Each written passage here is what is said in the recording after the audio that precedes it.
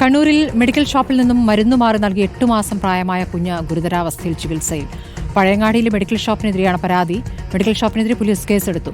കുട്ടിയുടെ കരളിനാണ് രോഗം ബാധിച്ചിരിക്കുന്നത്. ഇത് കണ്ടപാടന്നെ പറഞ്ഞു, ഇത് ഞാൻ എഴുതിയ മരുന്നല്ല, ഇത് സാധനം മാറിയിട്ടുണ്ട്. ഞാൻ സിറപ്പാണ് എഴുതിയത്. സിറപ്പാണെങ്കിലാണ് 5 ml കൊടുക്കേണ്ടത്. ഇത് ഡ്രോപ്സ് ആണ്. ഇത് ഹൈ ഡോസ് ആയിട്ടുണ്ട്.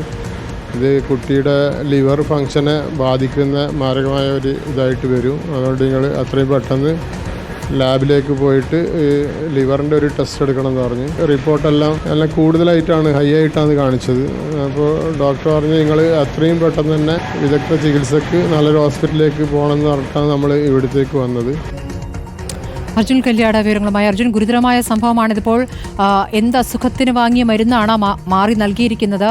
ഈ മെഡിക്കൽ ഷോപ്പ് അടപ്പിച്ചോ?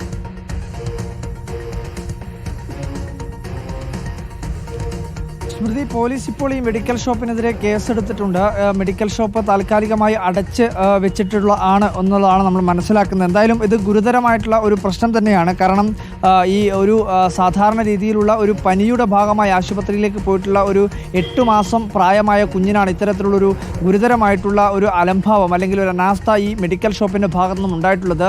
സിറപ്പിന് പകരം അത് മറ്റൊരു മരുന്ന് മാറി നൽകുകയായിരുന്നു എന്നുള്ളതാണ് കുട്ടിയുടെ രക്ഷിതാക്കൾ തന്നെ പറയുകയും ചെയ്യുന്നത്. ഇത് മറ്റ് ഡോക്ടർമാരെല്ലാം തന്നെ സ്ഥിരീകരിക്കുകയും ചെയ്യുന്നുണ്ട്. ഇപ്പോൾ ഈ 8 മാസം പ്രായമായ ഈ കുഞ്ഞ് മറ്റൊരു ആശുപത്രിയിൽ വിദഗ്ധ ചികിത്സയിൽ കഴിയുകയാണ്. ഗുരുതരമായിട്ടുള്ള കരളിനുൾപ്പെടെ അസുഖം ബാധിച്ച രീതിയിലാണ് ഇപ്പോൾ ഉള്ളത്.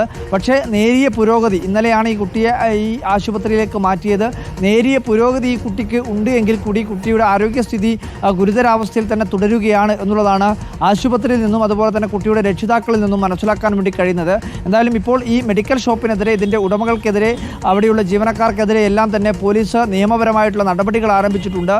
ഈ കുട്ടിയുടെ രക്ഷിതാക്കളുടെ പരാതിയിലാണ് ഈ പോലീസ് കേസെടുക്കുകയും ഇതിൻ്റെ അന്വേഷണം നടത്തുകയും ചെയ്തത്. കുട്ടിയെ ആദ്യം ചികിത്സിച്ച ഡോക്ടർമാരോട് ഉൾപ്പെടെ ഇതിൻ്റെ കാര്യങ്ങൾ പോലീസ് ചോദിച്ചറിഞ്ഞിട്ടുണ്ട്.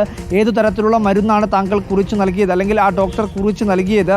പക്ഷേ ഈ മെഡിക്കൽ ഷോപ്പിൽ നിന്നുള്ള ബില്ലിൽ നിന്ന് കാര്യങ്ങൾ വ്യക്തമാണ്. അവിടെ നിന്ന് നൽകിയിട്ടുള്ള മരുന്ന് ഈ ഡോക്ടർ കുറിച്ച് നൽകിയിട്ടുള്ള മരുന്നല്ല. അതേ രീതിയിൽ തന്നെ, അല്ലെങ്കിൽ ആ രീതിയിലുള്ള കുറച്ചുകൂടി ഡോസ് കൂടിയിട്ടുള്ള ഒരു മരുന്നാണ് ഈ കുട്ടിക്ക് നൽകിയിട്ടുള്ളത്. അതുകൊണ്ട് കൂടിയാണ് ഈ കുട്ടിക്ക് കരളിന് ഗുരുതരമായ രീതിയിലുള്ള ആരോഗ്യ പ്രശ്നങ്ങൾ ഉണ്ടാക്കിയത് എന്നുള്ളതാണ്.